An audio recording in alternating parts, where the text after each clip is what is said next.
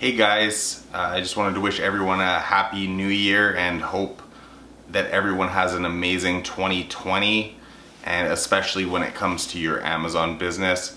Most likely if you're watching this, you're either looking to get started on Amazon or you already have an Amazon business that you're looking to scale. So with that being said, I'm going to get right into this video, and the title of this video is it worth it to sell on Amazon in 2020? And this is a question that I get quite commonly, not necessarily just for 2020, but the question is it still worth it to sell on Amazon?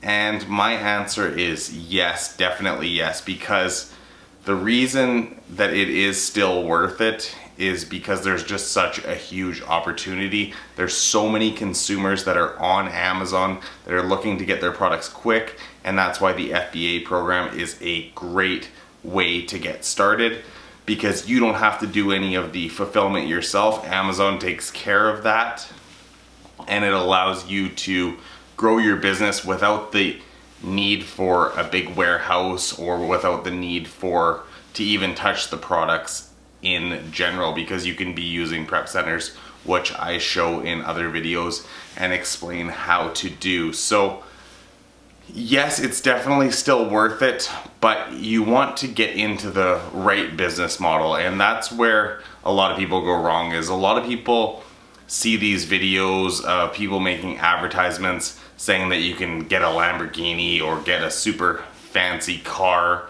just from selling on Amazon, buying private label products and then reselling them on Amazon, sourcing them from Alibaba or China, or you can even source them from within the United States and put your own brand on it, and then you're gonna be a millionaire, be able to drive Lamborghinis. Well, that's obviously not the case. Amazon is not a get-rich-quick scheme. Amazon is not something where you can just start selling on it one day and the next day you're gonna be making $1 million. It doesn't work that way. You have to gradually grow your business, and that's what I've been able to do with the Amazon FBA business model. I started with literally nothing and have grown it to, I did 2.6 million on Amazon.com last year in sales, and I'm not sure what I did on Amazon.ca. I'll have to check into that and get back to you on a future video, but I'm guessing around 200,000, because I really scaled back on Amazon.ca and really focused my time and effort and energy on Amazon.com, because there's just a lot more of an opportunity when you're selling on Amazon.com to grow your business, because there are 300 and something million people in the United States, whereas there's like 30 something million in Canada. So it's 10 times the market, and when you're looking at a market that's 10 times bigger, it's actually significantly more than that, because more people in the United States use Amazon in comparison to Canada.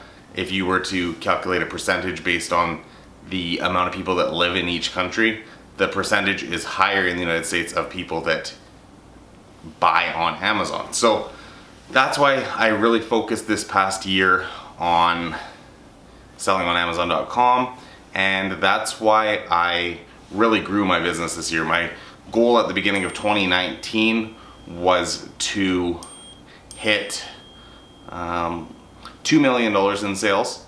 My goal for selling on Amazon in 2020 is to do $5 million in sales. And while I know that this is a very, very optimistic goal, I want to push myself, because I definitely exceeded what I thought I would do last year in the goal of 2 million and doing just over 2.6 million.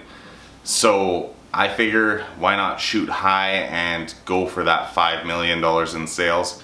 And if you guys haven't seen my videos before, I now do fully 100% FBA, so I don't do any fulfillment by merchant. It was just too time consuming, and I was spending too much time on that and not focusing on actually growing the business. So ever since I went to 100% fulfillment by Amazon, my business has grown immensely. So back to the actual question at hand, is it still worth selling on Amazon in 2020? And the best way I can answer that is yes, with the right business model. And the right business model, what I use and what I think is the best business model for people getting started and for people wanting to scale, is the online arbitrage business model. This is the model I use 100%. I do, well, I would say about 95% because the other 5% is retail arbitrage. But in terms of arbitrage, I do 100% of my products that I source are through arbitrage. So there's online arbitrage where you source from online retailers, and then there's retail arbitrage when you source from retail stores. So you walk into Walmart, you see a clearance rack, you take the Amazon seller app, you scan the item, see what you could buy it for, see what you can sell it for, see if it's worthwhile to sell. That's retail arbitrage. And then if it is going to be profitable for you to sell, then you can purchase that and send it into Amazon.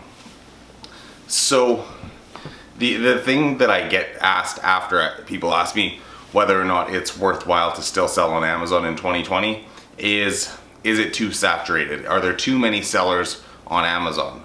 And don't get me wrong, there's definitely a lot of people trying to sell on Amazon. There's a lot of different sellers out there.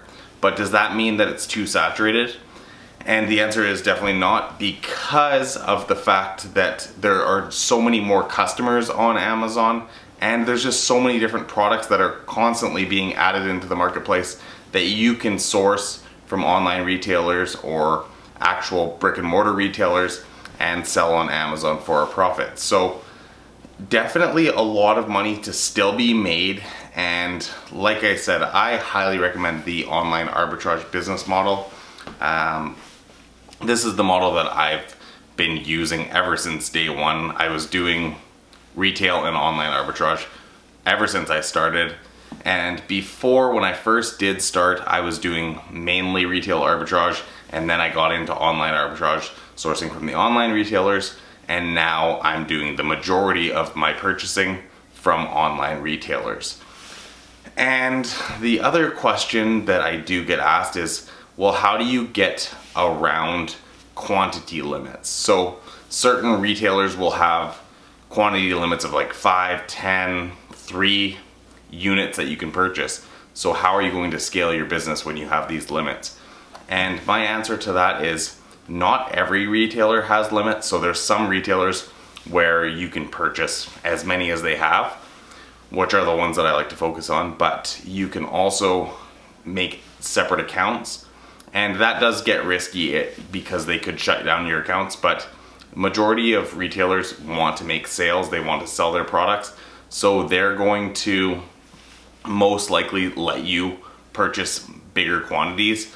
And so say the quantity limit is 10, sometimes the quantity limit is 10 per order. So you can purchase 10 and then order another 10 and keep ordering. And I do this all the time where I'm ordering, say, 10 units, but then placing like 100 different orders of 10 units. And the orders go through. So you just have to find those retailers that do allow you to do that. There's certain retailers that won't. And after their quantity limit of 5, then they cut you off and you can't purchase anymore, which is fine. Then still purchase those 5, make your profit on that, and then check back again every month or so, because sometimes that limit does reset. If you are looking to get started on Amazon in 2020, I once again recommend the online arbitrage business model. That's what I've had success with, and that's what I've helped other people have success with. So if you do want to learn the step-by-step guide on how to sell online arbitrage on Amazon FBA, then you can check the first link in the description below. I'll be talking about the course that I have. That's called the FBA Freedom Course, and that has helped many of my students scale their business to a point where they're able to actually quit their jobs and work from home. So once again, it's not a get-rich-quick scheme. You don't take the course and make $1 million right away. You have to gradually build your business up. So I don't want any misconceptions that if you take the course, you're going to instantly become a millionaire, because that's not the case. You will have to put in a lot of hard work and dedication and be passionate about the business, because it's one of those things where if you're not passionate about it, then it's going to be difficult to succeed. You have to be really willing to put in the hours, and that's what I did when I first started out. When I still had a 9-to-5 job, is I would go to my 9-to-5 job, work and then come home, and once I was off, then I would work on my Amazon FBA business. And that's what allowed me to scale the business and allowed me to work from home for the past 3 years now. Selling on Amazon is like a dream job. Even though it's not a job for me, it's a dream business to have. And waking up every day and being able to work from home is such an amazing feeling. I don't have to commute to work, and I don't have to go in and deal with the boss. I'm able to set my own hours, work when I want, and that's been one of the main reasons why I haven't posted on YouTube in like a month and a half, because for Q4 I was working very long hours. I was putting in a lot of hard work. My best month, well, my best 30 days in Q4 was over 600,000 Canadian in sales. So that just goes to show how much product I was moving and how much I was working. And then right after Christmas, a couple days after Christmas, then I took off and went to Honolulu, and I was there for 10 days and then came back, and now I've been getting the business back up and running, growing more. I had a $12,000 sales day yesterday on Amazon.com, which is pretty unheard of for me in non-Q4 months. So it just shows that I am really trying to scale the business and grow the business even when it's not Q4. And then now I'm finally having the chance to make some YouTube videos and upload them, because I've just been so crazy busy.